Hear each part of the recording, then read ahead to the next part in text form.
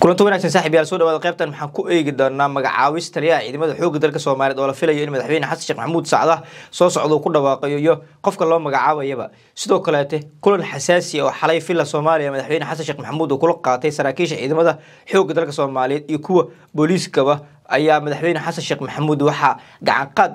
ku dhexmari gaaray taliyaha ciidamada xoogga dalka Soomaaliyeed iyo gudoomiyaha maxkamadda ciidamada qalabka sida iyo madaxweyne Xasan Sheekh Maxamuud xogaas ayaa rabaa inaan kula wadaago hadii ay tahay markii hore soo booqato waxaan ka codsanayaa inaad subscribe ila channelka like iyo saartid si aan u helno saaxiibo adigoo kale aad iyo aad u maasantahay madaxweyne Xasan Sheekh Maxamuud ayaa xalay filla Soomaaliya waxa uu kulan kula qaatay saraakiisha ciidamada xoogga dalka Soomaaliyeed iyo kuwa booliiska isagoo kala hadlay xaaladda guud ee dalka iyo halka meesha hadda ay mareysaba madaxweynaha ayaa saraakiisha waxa uu ku canaantay sida ay ku suuro gashay ama ay ku dhacday in al-shabaab mar kale dib ay u qabsadaan fariisintii ugu weyn ee ciidamada xoogga dalka Soomaaliyeed ee ku lahaayeen degmada Aadan Yabaal ee gobolka Shabeellaha Dhexe iyo sababta keentay madaxweynaha ayaa taliye Odawa si qaas ah wuxuu ugu cambaareeyay in uu ka gaabiyay howlgallada ka dhanka kooxda al-shabaab markii hore ciidamada xoogga dalka Soomaaliyeed ay ka wadeen gobolka Shabeellaha Dhexe taas oo hormuud u ahaa gudoomiyaha maxkamadda ciidamada qalabka sida iyo taliye Odawa Yuusuf Raage madaxweynaha ayaa taliye Odawa iyo shoote wax uu ku canaantay sidoo kale sida ay ku suuro gashay ama ay macquul ku noqotay in al-shabaab fariisintii ugu weynay degmada Aadan Yabaal oo ciidamada xoogga dalka Soomaaliyeed ee howlgallada ka dhanka al-shabaab laga abaabuli jiray sida ku suuro gashay muddo saacadaha inay ku qabsadaan iyadoo taas beddelkeeda ay soo suuragal noqon weysay in al-shabaab 8 maalmood oo xiriir ah in weerar ay ku soo qaadaan deegaanka Awoorey ee gobolka Hiiraan ay ku qabsan waayaan tuhno badan oo madaxweyne Xasan Sheekh Maxamuud uu qabay ayuu xalay hor dhigay saraakiisha ciidamada qalabka sida gaar ahaan taliye ciidamada xoogga dalka Soomaaliyeed iyo gudoomiyaha maxkamadda ciidamada qalabka sida sidoo kale madaxweyne Xasan Sheekh Maxamuud ayaa xalay waxa uu runta indhaha ka saaray gudoomiyaha maxkamadda ciidamada qalabka sida gaashaanle sare Xasan Cali Nuur Shoote oo isagoo furmaha hore jooga dhawaan ku baaqay in askari furinta dagaalka uusan ka soo bixi karin misna ka soo carari karin dagaalka sidoo kale madaxweyne Xasan Sheekh Maxamuud ayaa gudoomiyaha maxkamadda ciidamada qalabka sida xalay waxa uu ku canaantay sida ay ku suuro gashay in asagoo gudoomiyaha maxkamadda ciidamada qalabka sida oo dhawaana ciidamada qalabka sida khudbad uu u jeediyay gudoomiyaha Shoote uu ku sheegay in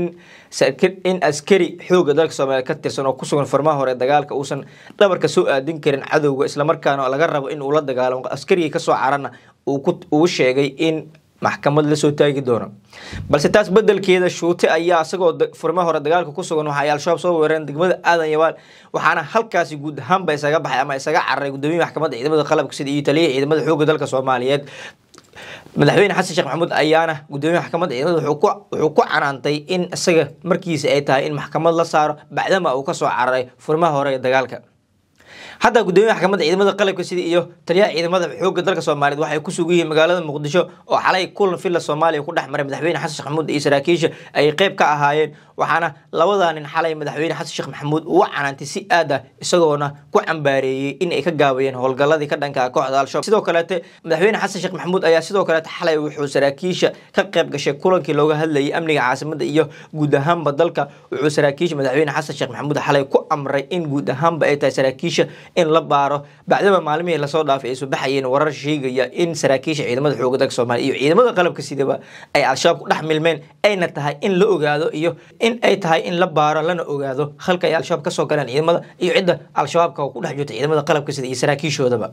sidoo kale madaxweyne Xasan Sheekh Maxamuud ayaa saraakiishan xalay waxa uu hor dhigay in uu rabo in taliyaha ciidamada xoogga dalka Soomaaliyeed uu u magacaabo gudoomiyihii hore gobolka Hiiraan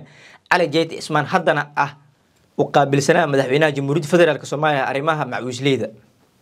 madaxweyne Xasan Sheekh Maxamuud ayaa Cali Jeyti wax uu ku amaanay xalay isagoo kulanka goobjoog aan ka ahayn wuxuu ku amaanay in Cali Jeyti uu yahay geesi dhiiran isla markaana mudan in xilka ugu sareeyo ciidamada qalabka sida loo magacaabo taas oo madaxweyne Xasan Sheekh Maxamuud xalay uu saraakiisha u sheegay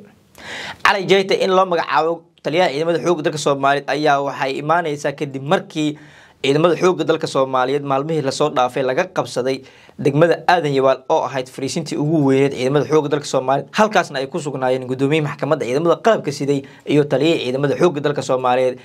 Odawa Yuusuf Raage hadda waxaa la filayaa in madaxweyne Xasan Sheekh Maxamuud uu magacaabo taliyaha ciidamada xoogga dalka Soomaaliyeed uuna u magacaabo gudoomiyihii hore gobolka Hiiraan Cali Jeyti Ismaan haddana ah u qaabilsanaa arrimaha macwiisleyda madaxweyne Xasan Sheekh Maxamuud sidoo kale علي جيت waxaa lagu amaanay in beesha uu ka dhashay ay qayb weyn ka qaateen howlgallada ka dhanka kooxda al-shabaab ee ka soconaya gobolada dalka gaar ahaan Hiiraan iyo gobolka Shabeellaha Dhexe sidoo kale madaxweyne Xasan Sheekh Maxamuud ayaa xalay si cad u sheegay in beesha xawaadle ay u baahan tahay in lagu garab istaago dagaalka ka dhanka kooxda al-shabaab ee hadda ka soconaya qayb ka tirsan gobolka Hiiraan bacdama beesha xawaadle iyagaba ay sabab u ahaayeen in uu bilowdo dagaalka ka dhanka kooxda al-shabaab taas oo ugu dambeyn dowladda federaalk Soomaaliya sida la rumaysan yahay ay kula daaratay taas oo ugu dambeyn al-shabaab degmooyin iyo deegaano badan oo dhaca gobolka Shabeellaha Dhexe iyo Hiiraanba oo al-shabaab looga saaray balse al-shabaab ayaa hadda u muuqata in ay soo laba kacleysay bacdama maalmihii la soo dhaafay al-shabaab ay dagaalyahanadii ugu badnaa ee ka kala joogay Bay iyo Boqol ay isugu wada keeneen gobolka Shabeellaha Dhexe bacdama halkaas al-shabaab ugu furin yahay dagaal culus oo dowladda federaalk ay kula jirto hadda waxaa la filayaa in taliyaha ciidamada xoogga dalka Soomaaliyeed loo magacaabo علي جيت إسمان وحنا لفيليا إن إسمان كلو مجعو إسلام ماني كاس بأوهر كأذو فرما هو دجالك إستجونا لفيليا إن هالكاس وكسي در جليو دجالك كذا كقاعد على شاب دولة فدرالك سومالي إذا ما حقوق درك سومالي كل جيران وحنا الرجينيا إن علي جيت ومرالك إذا كدب أسوء عليو بعدما على شاب أي نقطة معلومية لصوت في كوسو حقوقيستي صون قبسنا يدي نادي دجموين كي بدن إلا جساري مدوين كي لصوت في سكستبع على شاب هدو حلف فيليا guluf culus oo ka daran kii horeed inuu kaga bilowdo gobolada dalka gaar ahaan Hiiraan Shabeellaha Dhexe iyo Shabeellaha Hooseba bacdama maalmihii la soo dhaafay al-shabaab ay noqdeen kuwa dib u soo xoogeysanaya isla markaana dib u qabsanaya deegaanadii degmooyinkii laga saaray muddooyinkii ibrihii la soo dhaafay على جيتي مركي لو مقعابو waxaa la filayaa in isla maalinkii loo magacaabo hore ka aad furmaha hore dagaalka balse ilaa hadda lama oga goorta loo magacaabayo xilliga ay soo bixi doonto magacaawista taliyaha ciidamada xoogga dalka Soomaaliyeed علي جيت إسمان يحلق الله مقعابي دونا يوقت جاي كوسو بيج مدونته ما دام حاليا مدحبين حسن شيخ محمود وكلن حساسية وعنان كلا ضل على سلاكيش إذا ماذا كل قاطي في الصومالية مدحبين حسن شيخ محمود حاليا وجي جيس وحاكم مقضي عرف رب بدن وحنا عرض مدحبين حسن شيخ محمود للروميسية إنه كأنت إنه أد وحم هذا إن على شباب أي مركلة تدب أسوق قبصدان ديجا نادي إدقموين كي دوانا لقى ساري ما دام هالكاس إذا حقوق دلك الصوماليين مالميه لصودا في أي كودين howlgallo culus oo laga saaray al-shabaab qeybaha ay kaga sugayeen gobolada Shabeellaha Dhexe iyo Hiiraan madaxweynaha ayaa xalay sidoo kale wuxuu aad ugu xumaaday in abuuri usdid maalin dagaal culus uu ka socday al-shabaab halkaas lagu jibiyay baabuur badan loogu gubay horjoogyaal badan loogu dilay iyagoo xitaa halkaas al-shabaab ajaanibta ugu badneed oo ka kala yimaad Itoobiya iyo Carabta wadamada Carabta ah al-shabaab halkaas loogu dilay madaxweynaha Xasan Sheekh Maxamuud ayaa waxa uu sheegay in al-shabaab halkaasi si aad loogu jibiyay balse ugu dambeyn al-shabaab halkaas ay dib u soo qabsadeen bacdama ciidamada xoogga dalka Soomaaliyeed ay halkaas iyagoo wax dagaal ah ku galay isaga soo baxeen sida la sheegay si kastaba madaxweyne Xasan Sheekh Maxamuud ayaa xalay carabka ku adkeeyay inta aan la gaarin sanad guuradiisii saddexaad ee dib u doorashadiisa ee 15 May in ciidamada xoogga dalka Soomaaliyeed iyo saraakiishoodaba uu ku amray in dib ay u qabsadaan fariisimihii ay ka soo baxeen iyo meelihii al-shabaab ay dib u soo qabsadeen isagoo ciidamada ugu baaqay in muqaddas ay tahay in guud ahaan dalka laga xoreeyo kooxda al-shabaab meelaha ay kaga sugan yihiin madaxweynaha ayaa sidoo kale wuxuu ku amray in sida ugu dhaqsiyaha badan ceelbur ciidamada xoogga dalka Soomaaliyeed ay dib u qabsadaan bacdama madaxweyne Xasan Sheekh Maxamuud oo saraakiisha xalay u sheegay in madaxweyne Xasan Sheekh Maxamuud xalay uu rabo بعدما حالي مدحوين حتى شيخ محمود سراكيش وشيء إن أورب إن سنة جوريزي سدحات دب دورشيديسا شن يتوان كمي أورب إنه كل كتو حفلة دقمدا البور قبل كالجدود